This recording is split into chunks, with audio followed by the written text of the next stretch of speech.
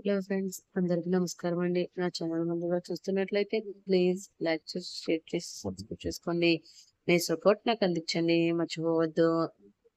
కానీ అతని ఆనందం ఎంతసేపు నిలవలేదు. రిపోర్ట్స్ లో బాబుకి ఉన్న ప్రాబ్లం చూసి కంగారు పడ్డాడు. నర్స్, ఈ family taluka parents and family ఎక్కడ ఉన్నారు అని అడిగాడు. సార్, వాళ్ళు బయట వెయిట్ చేస్తున్నారు. అది విని విజయ్ పరుగున బయటికి వెళ్ళాడు. కానీ అక్కడ ఎవరు కనిపించలేదు.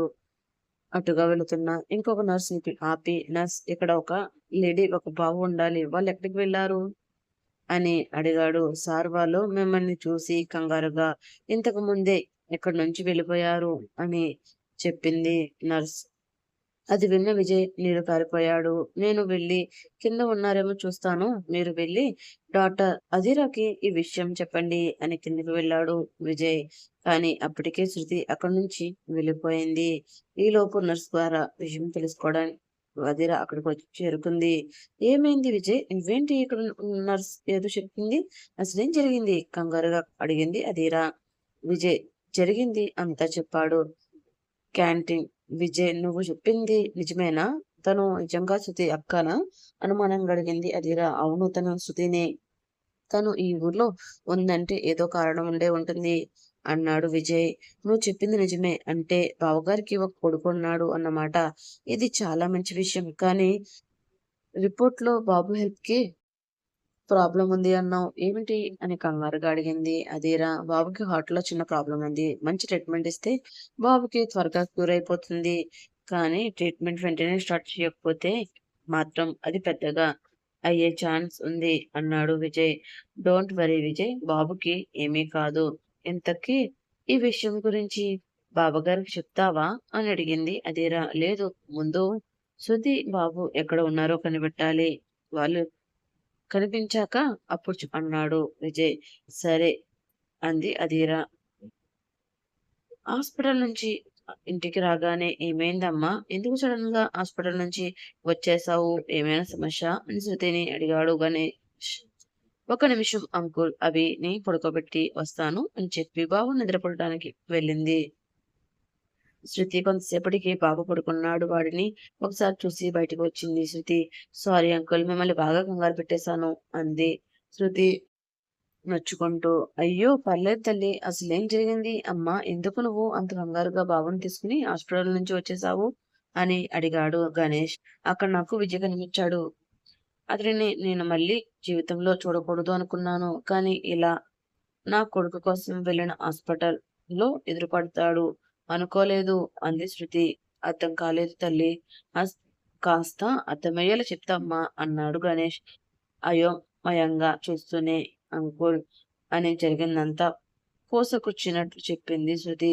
సరే తల్లి, అభి బాబుని వేరే హాస్పిటల్ తీసుకుని వెళ్ళి చూపిద్దాం. నేను 2 రోజుల్లో మరో మంచి డాక్టర్ అపాయింట్మెంట్ తీసుకుంటాను.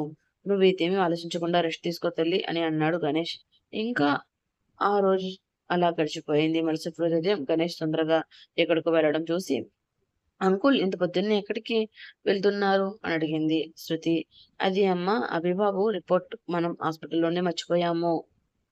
నేను వెళ్ళి ఆ రిపోర్ట్ తీసుకుని వస్తాను. మనం మరో మంచి హాస్పిటల్ అపాయింట్మెంట్ తీసుకుందాం అన్నాడు గణేష్. సరే అంకుల్ అని.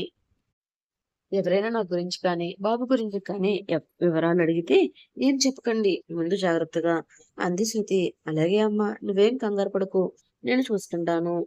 నువ్వు బాబుని చూసుకో, నేను వెళ్ళి వస్తాను మరి అని చెప్పి గణేష్ హాస్పిటల్కి బయలుదేరాడు. హాస్పిటల్కి వచ్చిన అతను నేరుగా రిసెప్షన్ దగ్గరకు వెళ్ళి అభి రిపోర్ట్ కోసం అడిగాడు. అందుకు రిసెప్షనిస్ట్ అతన్ని వెయిట్ చేయమని సీక్రెట్ గా విజయ్కి కాల్ చేసింది. అతను కాల్ లిఫ్ట్ చేసి, డాక్టర్, మీరు చెప్పిన బాబు తాలూకా గార్డెన్ మెడికల్ రిపోర్ట్ కోసం వచ్చారు. ఇప్పుడు ఏం చేయమంటారు అని అడిగింది ఆ రిసెప్షన్ లో ఆమె. చెప్తూ ఉండగానే సీసీటీవీ ఫుటేజ్ లో గణేష్ ని చూస్తాడు విజయ్. అతనికి రిపోర్ట్ నా దగ్గర ఉంది, వచ్చి తీసుకువెళ్ళమని చెప్పండి అన్నాడు విజయ్. అందుకు నర్స్ సరేనని చెప్పి గణేష్ తో, సార్, మీ బాబు రిపోర్ట్ డాక్టర్ విజయ్ దగ్గర ఉంది. మీరు డాక్టర్ గారి దగ్గర నుంచి రిపోర్ట్ తీసుకొని వెళ్ళండి అని చెప్పింది. గణేష్ సరే అని విజయ్ క్యాబిన్ కి వెళ్ళాడు. అతని లోపలికి రాగానే కూర్చోమని చెప్పి, నమస్తే, నా పేరు డాక్టర్ విజయ్. మీరు అని అడిగాడు ఏమీ తెలియనట్టు. నేనెవరో మీకు అనవసరం. నాకు కావలసిన రిపోర్ట్ ఇస్తే నేను ఇక్కడి నుంచి వెళ్ళిపోతాను అన్నాడు గణేష్ కాస్త తడువుగా. మీరెవరో తెలియకుండా రిపోర్ట్ ఇవ్వడం కుదరదు. బాబు పేరెంట్స్ శృతి గారు, ఆవిడ్ని రమ్మని చెప్పండి, రిపోర్ట్ ఆవిడ చేతికి ఇస్తాను అన్నాడు విజయ్. నేను శృతికి అంకుల్ని, మీరు నాకు రిపోర్ట్ ఇవ్వండి అని గణేష్ అసహనంగా, సరే అంకుల్, ఇస్తాను. ఇంతకీ శృతి ఎలా ఉంది అని అడిగాడు విజయ్. తన గురించి మీకు అనవసరం, రిపోర్ట్ ఇస్తే వెళ్తాను అని అడిగాడు గణేష్. ఆ మాటలు విన్న విజయ్ బాధపడిన మొహంలో ఎటువంటి భావం చూపించలేదు. నేను శృతి వాళ్ళ అంకుల్ని అని గణేష్ విజయ్కి తనని తాను పరిచయం చేసుకున్నాడు. అది వినగానే విజయ్ కాస్త ముందుకు నడిచి, హలో అంకుల్, నమస్తే, ఎలా ఉన్నారు? శృతి ఎలా ఉంది అని అడిగాడు. అది విని గణేష్ తల తిప్పుకొని, అంతంతా నీకు అనవసరం అంటూ ఘాటుగా సమాధానం చెప్పాడు. గణేష్ సమాధానం విజయ్ చాలా ఫీల్ అయ్యాడు. విజయ్ ఫీల్ అవ్వడం గమనించిన అధీరా, సరే అంకుల్, మీరు ఏదో కోపంలో ఉన్నట్లున్నారు, అవన్నీ వదిలేయండి. ఇప్పుడు మీకు ఒక ముఖ్యమైన విషయం చెప్పాలి అని అంటూ కాస్త సీరియస్ గా గణేష్ వైపు చూస్తూ చెప్పింది. అది విన్న గణేష్ కళ్ళు కాస్త పెద్దవి చేసి, ఏంటి ఆ విషయం అని కాస్త పొగరుగా అడిగాడు. ఇలా చూడండి అంకుల్, అభి పరిస్థితి ఏమీ బాగోలేదు. అతని హెల్త్ రోజు రోజుకి చాలా సీరియస్ అవుతుంది. దాని గురించి మీతో కాస్త మాట్లాడాలి అంటూ సీరియస్ గా మాట్లాడడం స్టార్ట్ చేసింది అధీరా. అది ఆరోగ్యం గురించి చెప్పడంతో గణేష్ కాస్త కూల్ అయ్యాడు. అంతవరకు విజయను, నేను అభి రిపోర్ట్స్ ని బాగా స్టడీ చేశాను. అభి హార్ట్ లో చిన్న సమస్య ఉంది. అది తనకి పుట్టుకతోనే వచ్చి ఉండొచ్చు. దానికి వెంటనే ట్రీట్మెంట్ స్టార్ట్ చేయాలి. లేకపోతే ముందు ముందు అభికి చాలా పెద్ద సమస్య అవుతుంది. అభి చిన్నవాడు కావడం వల్ల మనం అతనికి ఇప్పటి నుంచి చాలా క్లియర్ గా చూసుకోవాలి అంటూ అభి గురించి జాగ్రత్తగా మాట్లాడడం మొదలుపెట్టాడు విజయ్. అతని మాటలు విన్న గణేష్ మళ్ళీ మొహం తిప్పుకుంటూ, ఇదంతా నాకు తెలుసు. అభి హెల్త్ గురించి ఆలోచించే కదా శృతి వారిని తీసుకుని ఢిల్లీ నుంచి ఇక్కడికి వచ్చింది అని కాస్త మొహం చాటేస్తూ చెప్పాడు గణేష్. నాకు శృతి గురించి బాగా తెలుసు అంకుల్. శృతి అభికి నా దగ్గర ట్రీట్మెంట్ ఇప్పిస్తానంటే అస్సలు ఒప్పుకోదు. అది నాకు తెలుసు. ఒకవేళ దీని గురించి నేను శృతితో ఏదైనా మాట్లాడితే తను అస్సలు వినదు. అందుకే దీని గురించి మీ సహాయం అడగాలి అనుకుంటున్నాను. ఎందుకు ఇంత సీరియస్ గా చెప్తున్నాను అంటే, అవి ఆరోగ్యం ఇప్పటికే చాలా సీరియస్ గా ఉంది. తన గురించి ఇప్పుడే చాలా జాగ్రత్త తీసుకోవాలి. అది ఇంకా సీరియస్ అయ్యే వరకు మనం చూస్తూ ఉండలేము కదా. మీరు ఆలోచించండి అన్నాడు విజయ్. దానికి అదిరా కూడా మాట్లాడుతూ, చూడండి అంకుల్, అవి మీకు ఎంత ముఖ్యమో మాకు కూడా అంతే ముఖ్యం. తను మా అబ్బాయి. బయట వాళ్ళు చేసే ట్రీట్మెంట్ కి మేము చేసే ట్రీట్మెంట్ కి చాలా తేడా ఉంటుంది. దయచేసి ఇది మీరు అర్థం చేసుకోండి అంటూ అధీరా కొంచెం సీరియస్ గా మాట్లాడింది. అధీరా ఇంకా విజయ్ మాట్లాడిన మాటలు విని గణేష్ కాస్త ఆలోచనలో పడ్డాడు. అతను కాసేపు సైలెంట్ గా చూస్తూ ఉన్నాడు. కాసేపటికి, మీరు చెప్పింది కూడా నిజమే, కానీ ఇంకో విషయం కూడా తెలియాలి. శృతి ఇప్పుడు ఎవరి మాట వినదు. తను ఎందుకు అంత కోపంగా ఉందో నాకైతే తెలియదు. నేనైతే ఈ విషయం గురించి తనతో ఏమీ మాట్లాడలేను. నేను మాట్లాడితే ఆమె ఒప్పుకుంటుంది అన్న నమ్మకం కూడా నాకు లేదు. కాబట్టి మీరు నాతో మాట్లాడే ప్రయోజనం ఉండదు. లేదు, ఈ విషయంలో నేను మీకు ఏ విధానంగానూ సహాయం చేయలేను అంటూ కాస్త నెమ్మదిగా అన్నాడు గణేష్. అంకుల్, నాకు మీ పరిస్థితి అర్థమైంది, కానీ అభి గురించి కూడా ఒకసారి ఆలోచించండి. ఇప్పుడు మన చేతుల్లో ఎక్కువ టైం లేదు. మీకు వీలైనంత త్వరగా దీని గురించి మాట్లాడి ఆమెని ఖచ్చితంగా ఒప్పించి తీరాలి అని కాస్త సీరియస్ టోన్ లో అన్నాడు విజయ్. అతని మాటలు విన్న గణేష్ మళ్ళీ కాసేపు సైలెంట్ అయిపోయాడు. ఒక 2 నిమిషాల తర్వాత, సరే, నేను శృతితో దీని గురించి మాట్లాడతాను అని చెప్పాడు. ఇదిగోండి అంకుల్, ఇది నా ఫోన్ నంబర్. మీకు అభి విషయంలో ఎలాంటి హెల్ప్ కావాలన్నా ఈ నెంబర్ కి ఫోన్ చేయండి అని విజయ్ తన నెంబర్ ని గణేష్ కి ఇచ్చాడు. ఇంకా రిపోర్ట్ తీసుకుని అక్కడి నుంచి ముందుకు వెళ్ళాడు గణేష్. అతను వెళ్ళేసరికి హాల్లో కూర్చుని ఉంది. అతని మొహం తెల్లగా కనిపించేసరికి శృతి పరిగెత్తుకుంటూ అతని దగ్గరికి వెళ్ళి, "ఏమైంది అంకుల్? అపాయింట్మెంట్ మిస్ అయిందా?" అని కాస్త కంగారు పడుతూ అడిగింది. "లేదు శృతి, అపాయింట్మెంట్ కన్ఫర్మ్ చేయడానికి ఇంకా 2 రోజులు పడుతుందంట" అంటూ కాస్త నెమ్మదిగా అన్నాడు గణేష్. "ఓహో! 2 రోజులే కదా! ఏం పర్లేదు. మీరేం కంగారు పడకండి" అని అంటూ తన గదిలోకి వెళ్ళిపోయింది శృతి. వాళ్ళు చెప్పిన దాని గురించి శృతిని ఎలా ఒప్పించాలా అని ఆలోచిస్తూ ఉన్నాడు గణేష్. శృతి అభి ఆరోగ్యం గురించి ఆలోచిస్తూ అతనికి లంచ్ తినిపించడంలో మొదలుపెట్టింది. అది తినడం మధ్యలోనే ఆపేసి, "మమ్మీ, నాకు ఆడుకోవాలనిపిస్తుంది" అని జాలిగా అడిగాడు అభి.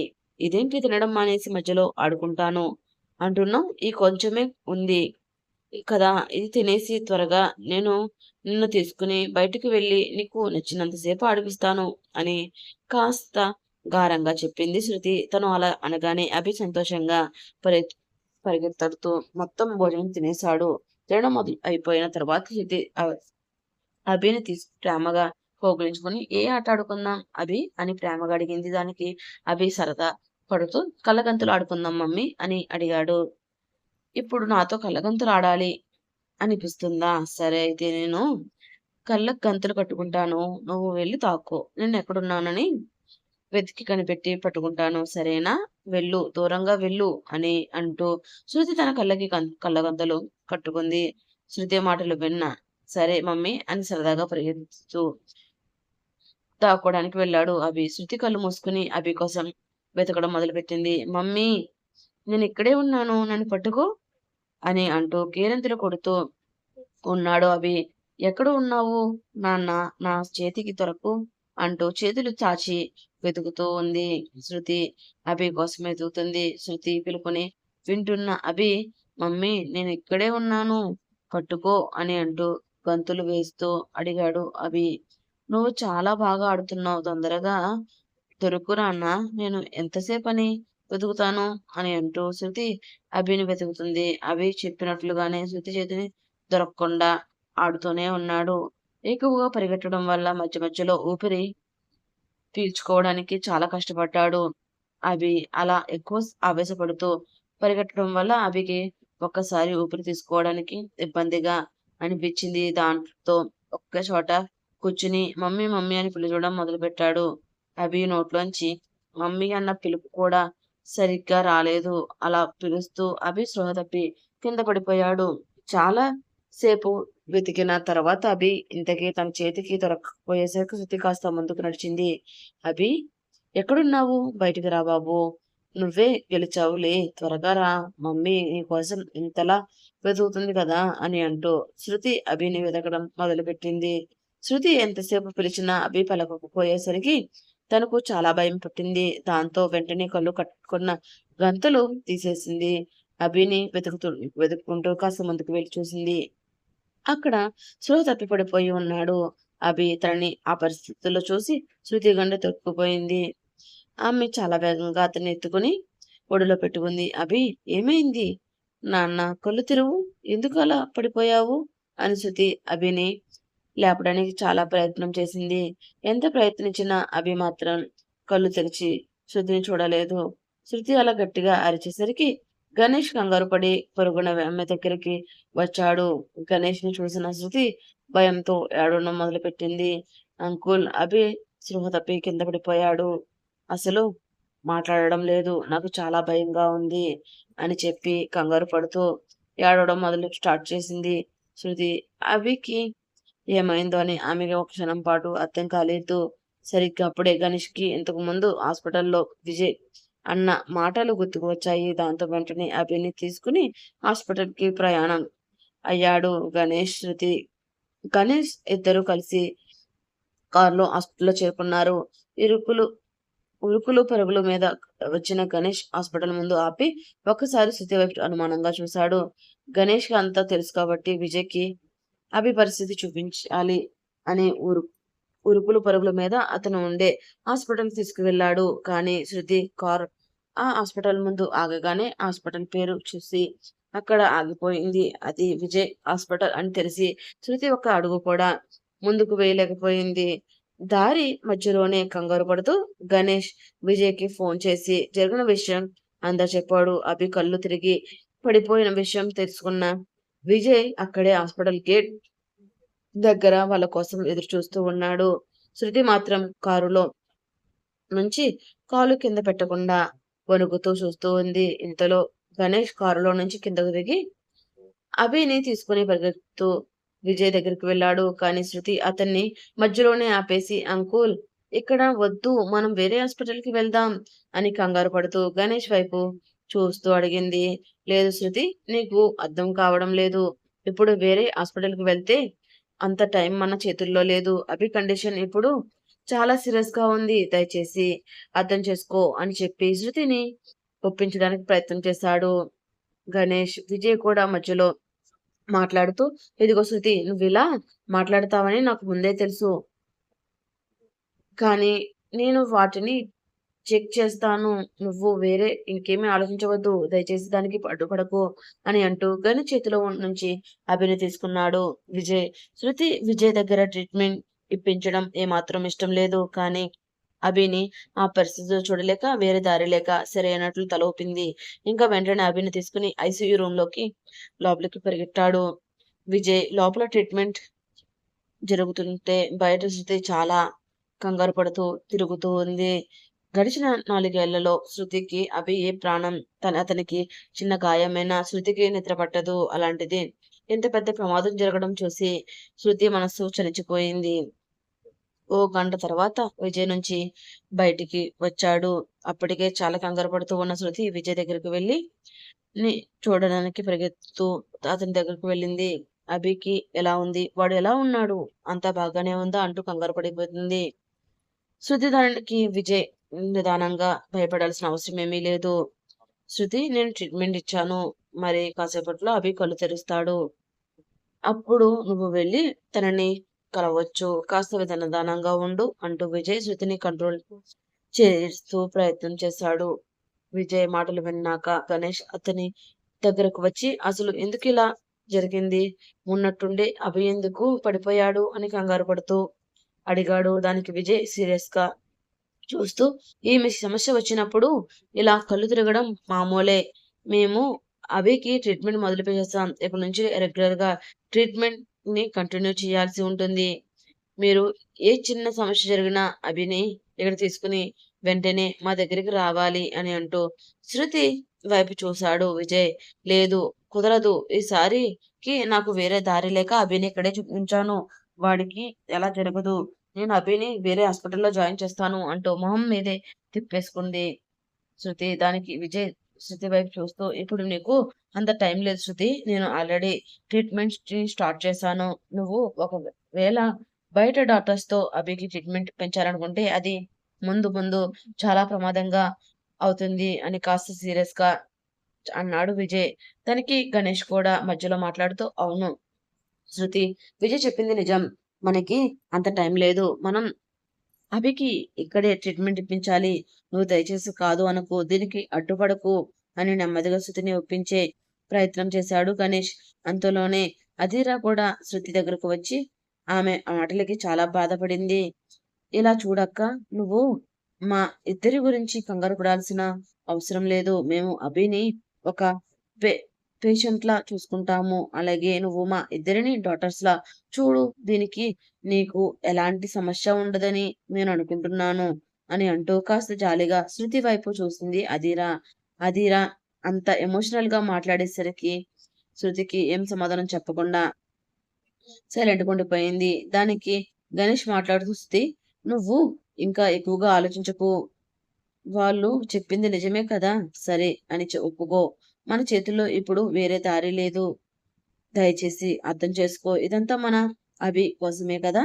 అని అంటూ కాస్త గట్టిగా చెప్పే ప్రయత్నం చేశాడు గణేష్. ఆ మాటలకు ఈ మాత్రం శృతి తను అలా సైలెంట్ గా చూస్తుండిపోయింది. కానీ విజయ్‌కి ఏం చెప్తుందా అని ఆతృతగా వాళ్ళు ఆమె వైపు చూస్తూనే ఉన్నారు. గణేష్ అప్పటికి శృతిని ఒప్పించడానికి చాలా ప్రయత్నాలు చేశాడు.